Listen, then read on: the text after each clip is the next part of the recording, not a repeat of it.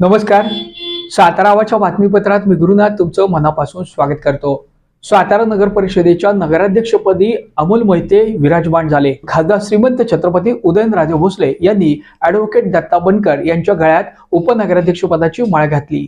दरम्यान सातारा नगर परिषदेमध्ये नगराध्यक्ष अमोल मोहिते यांनी सर्वसाधारण सभा बोलवत स्वीकृत नगरसेवक पदाच्या देखील निवडी जाहीर केल्या.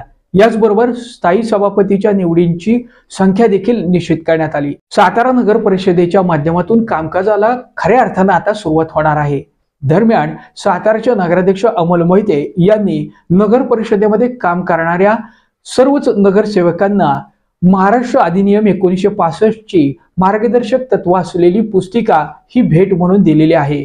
सातारा नगर परिषदेच्या सभागृहामध्ये उपनगराध्यक्षपद आणि स्वीकृत नगरसेवक पदांच्या निवडी ज्यावेळेस जाहीर झाल्या, या कार्यक्रमामध्ये खऱ्या अर्थानं ही पुस्तिका वाटप करण्यात आली.